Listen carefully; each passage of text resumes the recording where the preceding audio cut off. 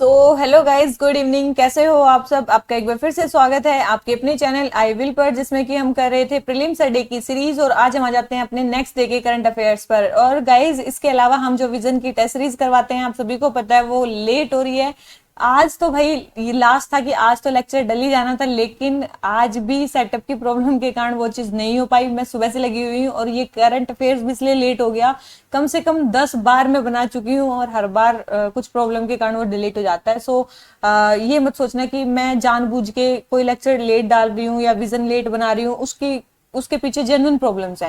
ठीक है, तो sorry for that guys. And चलिए स्टार्ट करते हैं आज के फर्स्ट क्वेश्चन से। वीडियो अच्छी लगती है तो लाइक कर लेना, चैनल को सब्सक्राइब कर लेना। इसके अलावा प्लीज अपने फ्रेंड्स में शेयर भी करो। और इस वीडियो का यूज आपको कैसे करना है आप सभी को पता है। जो भी आपको क्वेश्चन स्क्रीन पे दिख रहा है, सबसे पहले वीडियो पॉज करो, अपना आंसर खुद लगाओ और उसके बाद इसका आंसर देखो, ताकि आपका जो मतलब आप एक एक्टिव पार्टिसिपेंट इसमें बन सको, ना कि पैसिव पार्टिसिपेंट। आप ऐसे ही सुन के 10 क्वेश्चन ऐसे ही सुन लोगे, आपको कुछ भी याद नहीं रहने वाला। मैं बोल रही हूँ आपको, अगर आप ऐसे ही सुनने वाले हो, इससे पहले वीडियो पहले ही पॉज करके रुक जाओ। ठीक है, और मैं बोलूंगी कि आप इसमें क्या करो, हर एक क्वेश्चन पे आप वीडियो पॉज करो, उसके बाद अपना आंसर लगाओ और उसके बाद आंसर देखो। और लास्ट में आपको क्या करना है, लास्ट में आप कमेंट सेक्शन में अपने जितने भी मार्क्स है उसको कमेंट सेक्शन में कमेंट भी करना है। ठीक है, कि आपके टोटल 10 में से कितने मार्क्स आए हैं। तो चलिए गाइज, इसी नोट पे आज का लेक्चर हम स्टार्ट करते हैं।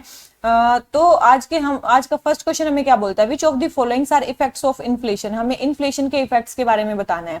सबसे पहले है, usually lenders suffers and borrowers benefit out of inflation. Out देखो, इन्फ्लेशन का मतलब क्या होता है, महंगाई। ठीक है, पहली चीज महंगाई, और दूसरी चीज याद देखना, इन्फ्लेशन में क्या हो जाती है, जो करेंसी की वैल्यू है ना वो कम हो जाती है। क्या हो जाती है, जो करेंसी की वैल्यू है ना वो कम हो जाती है। ठीक है, ये चीज ध्यान रखना। दो चीज, एक तो महंगी चीजें हो जाती है, एक करेंसी की जो वैल्यू है वो कम हो जाती है। ठीक है, तो अब अब हमें फर्स्ट स्टेटमेंट हमारी क्या बोल रखी है। फर्स्ट स्टेटमेंट है, यूजुअली लेंडर सफर करते हैं और बोरोवर बेनिफिट होते हैं इन्फ्लेशन से। तो आप सभी को पता होगा ये स्टेटमेंट हमारी क्या है, बिल्कुल सही है। कि इसमें क्या होगा, जिन्होंने उधार दे रखे हैं पैसे, उनको तो नुकसान होगा। क्योंकि मान लो कि आपने 100 रुपए उधार पे दिए 1% के इंटरेस्ट पे। ठीक है, 1% के इंटरेस्ट पे, तो आपको अगले महीने कितने मिलेंगे। मान लो हर मंथ आपका इंटरेस्ट लग रहा है 101 रुपए। ठीक है, ये लैंडर को मिल रहे हैं। अब क्या होगा, 100 रुपए की वैल्यू ही कम हो गई। ठीक है, अब 100 रुपए की मतलब अब 100 रुपए की कोई वैल्यू ही नहीं है। ठीक है, अब वही 100 रुपए 500 रुपए के मतलब बराबर है। ठीक है, ये मान लो कि अब आपने 500 मतलब 100 रुपए की जगह आपने कितने दे रखे हैं, 500 रुपए दे रखे हैं। उसका 1% लगाओ। ठीक है, कितने हुए, 5 रुपए हो गए। तो आपको मिलने चाहिए थे 5 रुपए, आपको मिल रहा है 1 रुपए। तो इसका मतलब क्या होगा, इसमें जो उधार देने वाला है वो तो सफर करेगा, लेकिन जो उधार लेने वाला है उसका फायदा हो जाएगा। ठीक है, ये समझ में आई। तो ये स्टेटमेंट बिल्कुल सही है कि भाई जब भी महंगाई बढ़ती है तो जो लेंडर है, मान लीजिए जिन्होंने पहले पैसे दे रखे हैं, वो सफर करेंगे और जो बोरोवर है उनका बेनिफिट होगा। सेकंड है, मनी को होल्ड करना एक इंटेलिजेंट इकोनॉमिक डिसीजन है ड्यूरिंग इन्फ्लेशन। अब आप एक बात बताओ, ये बोल रहे हैं कि मनी को हेल्ड करना, मैंने अभी बताया इन्फ्लेशन का मतलब होता है महंगाई, और इसमें करेंसी की वैल्यू कम हो जाती है। और किसी भी चीज की वैल्यू मतलब जिस चीज की वैल्यू कम है, क्या उसको होल्ड करना कोई इंटेलिजेंट डिसीजन हो सकता है। तो ये स्टेटमेंट क्या है, बिल्कुल गलत है। ठीक है, ये स्टेटमेंट क्या है, बिल्कुल गलत है। क्योंकि मनी को होल्ड करना कोई भी इंटेलिजेंट ऑप्शन नहीं है जब महंगाई बढ़ जाए। तो ये स्टेटमेंट क्या है, हमारी बिल्कुल रॉन्ग है। थर्ड है, with every inflation the currency of a country appreciates in a flexible. अब आप एक बात बताओ, मैंने क्या बताया, करेंसी की वैल्यू कम होती है। वैल्यू कम होती है मतलब करेंसी क्या करती है, डेप्रिशिएट करती है, एप्रिशिएट नहीं। इसका मतलब करेंसी क्या करती है, उस टाइम पे डेप्रिशिएट करती है। ठीक है भाई, ये सेटअप की प्रॉब्लम है जो आप देख रहे हो, इतनी गंदी राइटिंग। ठीक है, तो ये स्टेटमेंट हमारी क्या हो जाती है, ये स्टेटमेंट भी रॉन्ग हो जाती है। तो आपको समझ में आ गया कि इन्फ्लेशन के बारे में second and third statement wrong है, फर्स्ट स्टेटमेंट करेक्ट है। और हमें क्या बतानी है, करेक्ट स्टेटमेंट बतानी है। तो फर्स्ट स्टेटमेंट हमारी करेक्ट है, तो हमारा आंसर क्या आ जाता है, एक, केवल एक ही स्टेटमेंट हमारी इसमें करेक्ट है। ठीक है, तो ये क्वेश्चन हो जाता है हमारा कंप्लीट। आ जाते हैं अपने नेक्स्ट क्वेश्चन पे। ठीक है, नेक्स्ट क्वेश्चन हमें क्या बोलता है, हमें हमें पूछ रखा है रामसार कन्वेंशन के बारे में। रामसार कन्वेंशन के बारे में बोल रहे हैं कि किसी भी वेटलैंड को रामसार के अंडर क्लासिफाई करने के लिए उस वेटलैंड में क्या होना चाहिए, उस वेटलैंड में क्या होना चाहिए। सबसे पहले वेटलैंड का वाटर जो है वो स्टैटिक भी हो सकता है, फ्लोइंग भी हो सकता है, बिल्कुल कैसा भी हो सकता है। दूसरा जो वेटलैंड है वो नेचुरल वेटलैंड होना चाहिए, आर्टिफिशियल नहीं होना चाहिए। ऐसा कुछ नहीं है, चाहे नेचुरल हो चाहे आर्टिफिशियल हो, दोनों ही मतलब रामसार कन्वेंशन का पार्ट बन सकते हैं। तो ये स्टेटमेंट हमारी होगी रॉन्ग। थर्ड है depth of marine water at low tide must not exceed 6 metre. बिल्कुल लो टाइड पे जो मेरीन वाटर की डेप्थ है वो 6 मीटर से एक्सीड नहीं करनी चाहिए। ये स्टेटमेंट भी करेक्ट है। और हमें क्या बतानी है, करेक्ट स्टेटमेंट बतानी है। तो first and third statement correct है, सेकंड स्टेटमेंट रॉन्ग है। तो इसमें हमारी केवल 2 ही स्टेटमेंट करेक्ट है। ठीक है।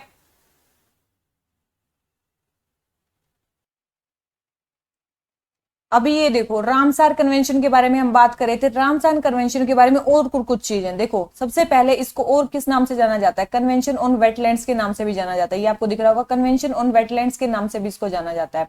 ठीक है, किसके नाम से, कन्वेंशन ऑन वेटलैंड्स के नाम से जाना जाता है। कब आए ये, क्या है, एक इंटर गवर्नमेंटल ट्रीटी है। याद रखना क्या है, ये एक इंटर गवर्नमेंटल ट्रीटी है जो 1971 में साइन हुई थी रामसार में। और रामसार साइट कहाँ पे है, ईरान में है। ठीक है, इंपॉर्टेंट है। और फोर्स में कब आई थी, 1975 में। ठीक है, इंपॉर्टेंट चीजें ध्यान रखना, 1975 में फोर्स में आई थी, 1971 में अडॉप्ट की गई थी। ठीक है, इसके अलावा जो वेटलैंड्स क्या होते हैं, ऐसे एरिया ऑफ इंटरनेशनल इंपोर्टेंस को रामसर साइट डिक्लेयर किया जाता है। और लार्जेस्ट रामसर साइट कौन सी है वर्ल्ड में, पंटानल। पंटानल कहाँ पे है, साउथ अमेरिका में। याद रखना, पंटानल कहाँ पे, साउथ अमेरिका में सबसे बड़ी लार्जेस्ट रामसर साइट है वर्ल्ड की। ठीक है, याद रखना। और इंडिया और रामसार साइट्स का क्या मतलब, रामसार कन्वेंशन का क्या स्टेटस है, फोर्स में कब आया इंडिया में, 1982 में। कब आया, 1982 में। Total number of Ramsar sites कितनी है इंडिया में, 75। चिल्का लेक आप सभी को पता है कहाँ पे है, उड़ीसा में। ये सारी रामसार साइट्स है, जैसे क्योलाडो नेशनल पार्क। ठीक है, हरिके लेक पंजाब में, लोकटक लेक मणिपुर में, वुलर लेक जम्मू एंड कश्मीर में। ये सारी रामसार साइट्स हैं। ठीक है, उससे रिलेटेड कन्वेंशंस कौन कौन से हैं इंडिया में, मतलब उससे रिलेटेड फ्रेमवर्क कौन से हैं। Ministry of environment, forest and climate change ने भी वेटलैंड रूल्स बनाए हैं। कौन से, wetland conservation and management rules 2017। ठीक है, ये रूल आए हैं इंडिया में। इसके अलावा किसके मतलब किसके हैं ये रूल्स, किस एक्ट के अंडर आए हैं, इन्वायरमेंटल प्रोटेक्शन एक्ट के अंडर।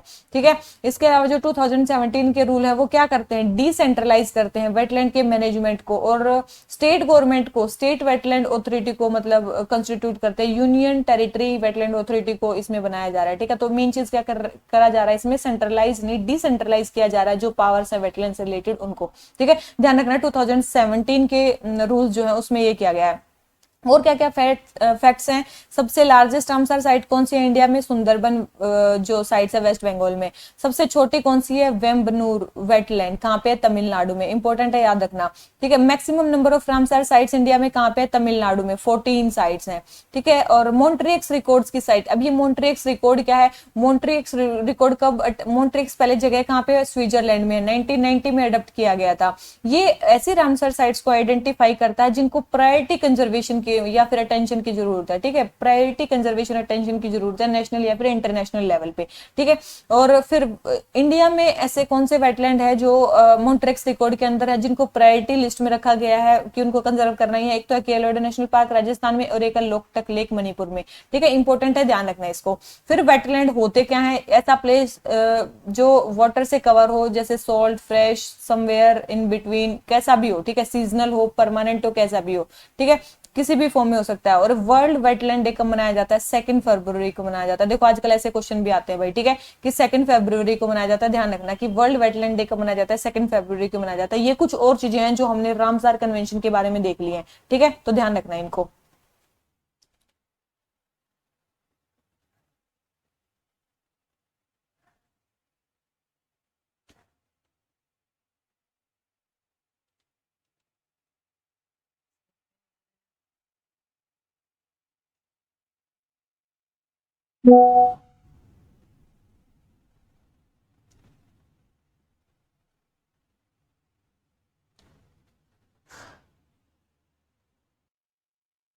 तो मेरे ख्याल से आपका ये वाला क्वेश्चन हो गया कंप्लीट। आ जाते हैं अपने नेक्स्ट क्वेश्चन पे।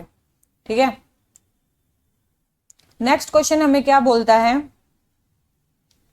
नेक्स्ट क्वेश्चन है हमारा हमें कंसिडर करना है कुछ स्टेटमेंट्स को। सबसे पहले बोल रहे हैं नॉर्मली जो जब वाटर फ्रीज करता है तो वो क्रिस्टलाइज कर जाता है और उसके जो मॉलिक्यूल्स हैं वो अरेंज होते हैं हेक्सागोनल सॉलिड स्ट्रक्चर में, जिसको आइस बोलते हैं। बिल्कुल भाई, जब वाटर फ्रीज करता है तो क्या बन जाती है? आइस बन जाती है। बिल्कुल सही स्टेटमेंट है। ठीक है, सेकंड है ice is denser then water. अब आप एक बात बताओ, कौन सी चीज डेंस है? अब अगर आप वाटर में, अगर मान लो ये वाटर है, इसमें आप आइस डाल दो तो आप सभी को पता है कि आइस के क्यूब्स क्या करते हैं? ऊपर फ्लोट करते हैं। तो इसका मतलब वाटर ज्यादा डेंस है एज कम्पेयर टू आइस। इसमें उल्टा लिख रखा है, आइस ज्यादा डेंस नहीं होती, वाटर ज्यादा डेंस होता है। तो ये स्टेटमेंट क्या होगी? रॉन्ग होगी। थर्ड है एमोर्फस जो आइस है उसमें लॉन्ग रेंज ऑर्डर नहीं होता, उसके जो मोलिकुलर अरेंजमेंट है उसमें, बिल्कुल इसमें नहीं होता। तो थर्ड स्टेटमेंट करेक्ट है और फर्स्ट स्टेटमेंट करेक्ट है, सेकंड स्टेटमेंट रॉन्ग है। और हमें क्या बतानी है? करेक्ट स्टेटमेंट बतानी है। तो करेक्ट तो केवल दो ही हैं, तीनों स्टेटमेंट करेक्ट नहीं है। तो हमारा आंसर क्या आ जाता है? बी। ठीक है, आ जाते हैं अपने नेक्स्ट क्वेश्चन पे। नेक्स्ट क्वेश्चन हमें क्या बोलता है? हमें बताना है कोमेट्स के बारे में। कोमेट्स के बारे में देख लेते हैं। सबसे पहले, कोमेट्स आर फ्रोजन रॉकी और gas field object that are remnants of formation of solar system. बिल्कुल ये स्टेटमेंट क्या है हमारी? बिल्कुल सही है कि भाई ये फ्रोजन रॉकी या फिर गैस फील्ड ऑब्जेक्ट होते हैं जो मतलब सोलर सिस्टम के फॉर्मेशन के टाइम पे कुछ बच गए थे, उनको बोलते हैं। Like other bodies in space, comets do not have any orbit. अब आप एक बात बताओ भाई, सोलर सिस्टम में हर चीज का एक ऑर्बिट है ना, सब कहीं ना कहीं घूम रहे हैं, तो कोमेट्स का भी ऑर्बिट होता है। ऐसा नहीं है उनका ऑर्बिट नहीं होता। तो ये स्टेटमेंट क्या होगी? रॉन्ग होगी। थर्ड है sometimes comets are pulled in close to the sun because of sun's gravity acting on them. बिल्कुल सही स्टेटमेंट है कि भाई समटाइम्स जो कोमेट्स हैं वो सन की तरफ आ जाते हैं और सन की ग्रेविटी उनको अट्रैक्ट कर लेती है। ये स्टेटमेंट बिल्कुल सही है। तो फर्स्ट स्टेटमेंट सही है, थर्ड स्टेटमेंट सही है, सेकंड स्टेटमेंट रॉन्ग है। और हमें क्या बतानी है? करेक्ट स्टेटमेंट बतानी है। तो करेक्ट तो केवल और केवल दो ही स्टेटमेंट है इसके बारे में भी। ठीक है, तो हमारा आंसर क्या हो जाता है? बी। आ जाते हैं अपने नेक्स्ट क्वेश्चन पे। नेक्स्ट क्वेश्चन हमें क्या बोलता है? नेक्स्ट क्वेश्चन है एसडीजीज के बारे में। कौन सी जो फॉलोइंग है वो एसडीजीज हैं? देखो अब आपको सारे एसडीजीज का पता होना चाहिए कौन कौन से एसडीजीज हैं। ठीक है, no poverty, responsible consumption and production, zero hunger, decent work and economic growth. आप सभी को पता है नो पॉवर्टी, जीरो हंगर पहला है, ये दूसरा है। ठीक है, रिस्पॉन्सिबल कंजप्शन एंड प्रोडक्शन भी हमारा क्या है? एक सस्टेनेबल डेवलपमेंट गोल है। ठीक है, रिस्पॉन्सिबल क्या है ये? क्या बोलते हैं? रिस्पॉन्सिबल कंजप्शन एंड प्रोडक्शन, ये हमारा है एसडीजी 12। ठीक है, decent work and economic growth शायद हमारा 8 में आता है। ठीक है, 8 शायद एसडीजी है हमारा। लेकिन ये जीरो इनइक्वालिटी नहीं है। इक्वालिटी के बारे में एक है, वो है हमारा 5 वाला, जिस जो है जेंडर इक्वालिटी। जेंडर इक्वालिटी है, इनइक्वालिटी के लिए नहीं है। तो क्वेश्चन नंबर 5 हो जाता है हमारा। या फिर मतलब जीरो इनइक्वालिटी नहीं है, एक तो जेंडर इक्वालिटी 5 है और एक हमारा 10 है जिसमें आता है रिड्यूस्ड इनइक्वालिटीज। क्या आता है? Reduced inequalities. तो ये आता है हमारा जो 10th नंबर है, रिड्यूस्ड इनइक्वालिटी, और 5 आता है जेंडर इक्वालिटी।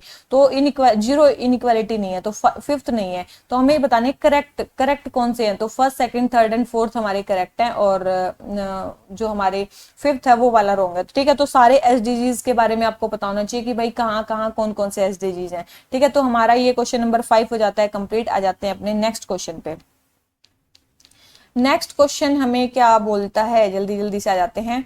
सबसे पहले है कि भाई the governor is the head of states executive power and acts only on the advice of council of ministers on all matters. बोल रहे हैं कि जो गवर्नर है वो स्टेट के एग्जीक्यूटिव का हेड होता है और केवल और केवल काउंसिल की ऑफ मिनिस्टर्स के एडवाइस पे काम करता है ऑन ऑल मैटर्स। आप सभी को पता है हमारे गवर्नर के पास क्या होती है? कॉन्स्टिट्यूशनल डिस्क्रिशन भी होती है और सिचुएशनल डिस्क्रिशन भी होती है। तो ऐसा नहीं है कि वो हमेशा ही सारे मैटर्स पे काउंसिल ऑफ मिनिस्टर की एडवाइस देता है, ऐसा बिल्कुल भी नहीं है। तो फर्स्ट स्टेटमेंट हमारी क्या हो जाती है? रॉन्ग। ठीक है, सेकंड स्टेटमेंट है हमारी while the governor does not have to seek anyone's advice while appointing the CM, he can appoint a minister only on the recommendation of CM। बिल्कुल, गवर्नर को सीएम को अपॉइंट करने के लिए किसी की एडवाइस नहीं चाहिए, लेकिन हाँ अगर किसी मिनिस्टर को अपॉइंट करना है तो सीएम की एडवाइस जरूर चाहिए। तो ये स्टेटमेंट क्या है? बिल्कुल सही है।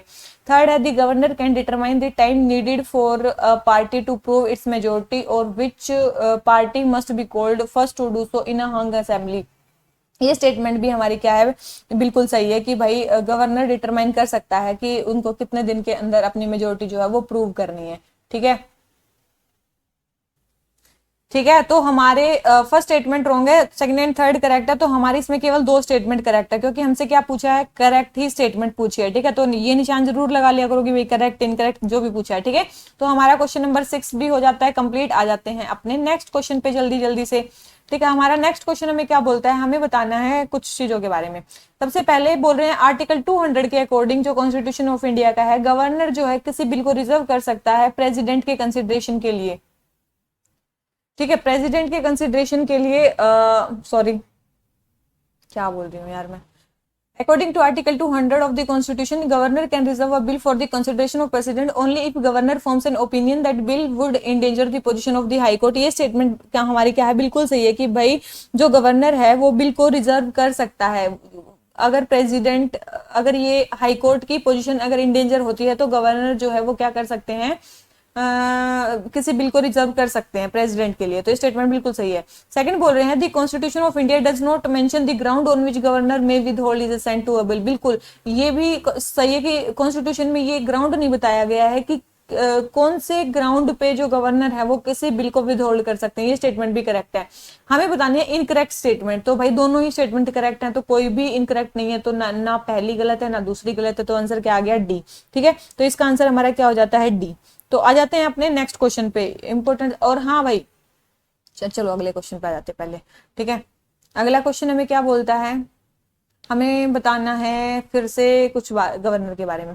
सबसे पहले the constitution of India prohibits the court from initiating proceedings against a governor और president for an acts done in exercising of their power. बोल रहे हैं कि जो कॉन्स्टिट्यूशन है वो प्रोहिबिट करता है कोर्ट को किसी भी प्रोसीडिंग्स इनिशिएट करने से गवर्नर या प्रेसिडेंट के मतलब जो भी उन्होंने काम किए हैं उनके लिए वो उनको वो नहीं कर सकते।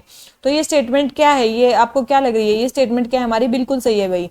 ये स्टेटमेंट बिल्कुल सही है कि कॉन्स्टिट्यूशन जो है वो प्रोहिबिट करता है कोर्ट को कि मतलब जो भी उन्होंने फंक्शंस किए हैं उनकी पावर्स के लिए उनको प्रोसीडिंग्स उनके अगेंस्ट नहीं हो सकती हैं। सेकंड है the constitution of India does not fix any timeline for the governor to decide the question of assent of the bill. बिल्कुल ये स्टेटमेंट भी बिल्कुल सही है कि कितने टाइम में गवर्नर को अपना असेंट देना है, ये भी कॉन्स्टिट्यूशन में कुछ फिक्स नहीं है। थर्ड है governor section of withholding assent to a bill can not be struck down as unconstitutional by the court. ये स्टेटमेंट हमारी गलत हो जाती है क्योंकि गवर्नर का जो एक्शन है ना, असेंट मतलब विद होल्ड करने का, उसको स्टक डाउन किया जा सकता है, मतलब अनकॉन्स्टिट्यूशनल बताया जा सकता है कोर्ट्स के द्वारा। ये स्टेटमेंट हमारी रॉन्ग है।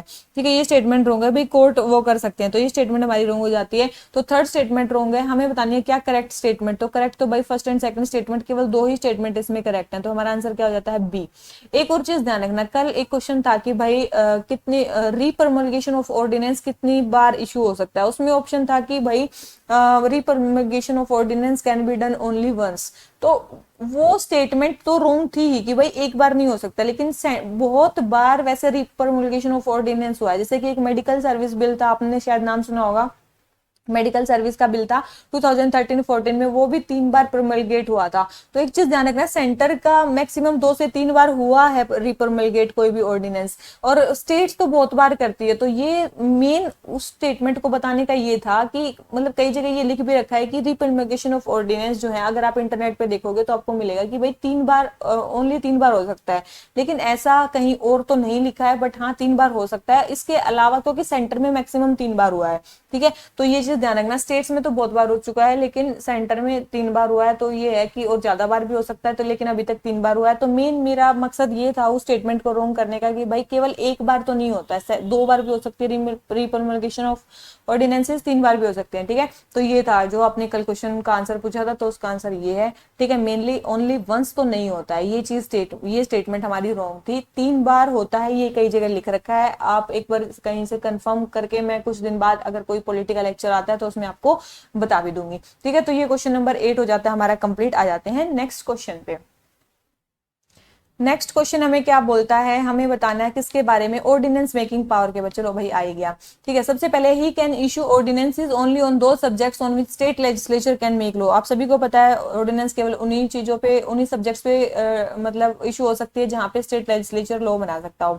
Ordinance issued by him has the same force and effect as an state legislature. बिल्कुल उनका सेम इफेक्ट और फोर्स होती है जैसे उनकी होती है स्टेट लेजिस्लेचर के एक्ट की होती है।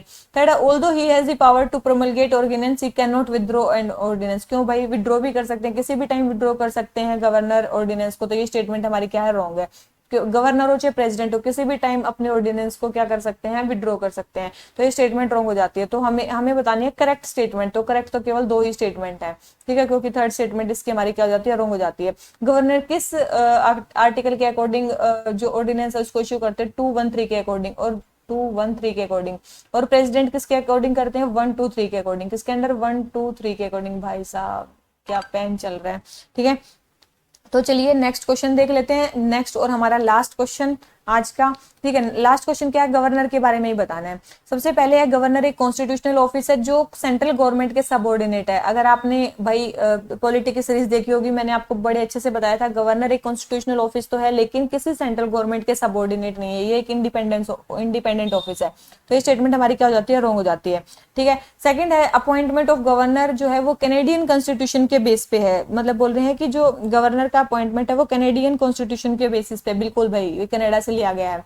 थर्ड है, कॉन्स्टिट्यूशन के अकॉर्डिंग जो क्वालिफिकेशन है गवर्नर अपॉइंट होने की, वो है कि वो उसी उस स्टेट से बिलोंग नहीं होनी चाहिए जहां से वो अपॉइंटेड है। ये कन्वेंशन के अकॉर्डिंग बना है। मैंने आपको दो चीजें बताई थी, एक तो 35 ईयर ऑफ एज, एक सिटीजन ऑफ इंडिया। ये दो ही क्वालिफिकेशन है गवर्नर बनने की जो कॉन्स्टिट्यूशन में दी गई है। उसके अलावा जो भी बनी हुई है, ये कि स्टेट के बाहर से होने चाहिए या ये होना चाहिए वो होना चाहिए, सारे थ्रू कन्वेंशन बने हैं, ठीक है। ये कोई कॉन्स्टिट्यूशन में नहीं दिया गया। तो ये स्टेटमेंट हमारी क्या हो जाती है, रॉन्ग हो जाती है।